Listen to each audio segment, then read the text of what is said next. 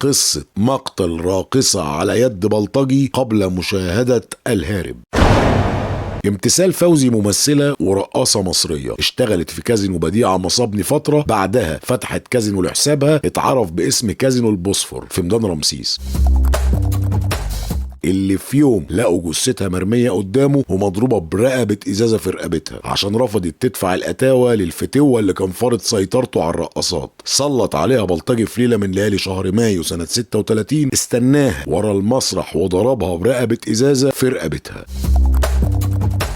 طبعا اتقبض على المتهمين. رئيس الوزراء وقتها النحاس باشا اصدر قرار بالغاء نظام الفتوات في مصر. قصة حياة امتثال اتعملت فيلم اتسمى على اسمها سنة 72. الفيلم كان قصة وسيناريو وحوار ممدوح الليثي واخراج حسن الامام، اللي لعب دور امتثال الفنانة ماجدة الخطيب، ودور البلطجي كان عادل ادهم.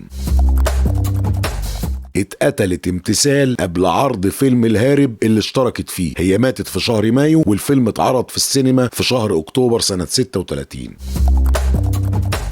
فيلم الهارب من انتاج كوندور فيلم ابراهيم وبدر لاما، اتعرض في السينما سنة 36. الفيلم كان بطولة بدر لاما وفاطمة رشدي، عبد السلام النابلسي، امتثال فوزي. فيلم الهارب قصة وسيناريو واخراج ابراهيم لاما، حوار السيد حسن جمعة، الاغاني ابو السعود الابياري واللي لحنها فريد غصن، وبيعتبر اول فيلم مصري يتصور في فلسطين.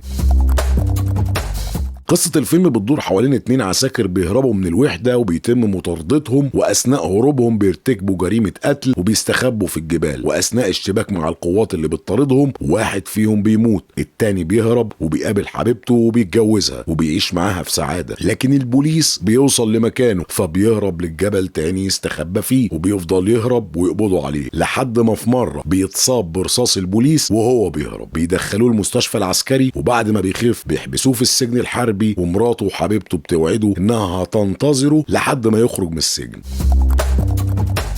الفيلم اتعرض اول اكتوبر سنة 36 في سينما النهضة في القاهرة وفي سينما الكوزموجراف في اسكندرية. حسب بعض المصادر ان الفيلم اتعرض في مسرح البحرين في عرض خاص سنة 39. فيلم مفقود زي افلام كتير مفقودة في تاريخ السينما المصرية، مش باقي منها غير شوية معلومات. خسارة. تابعونا.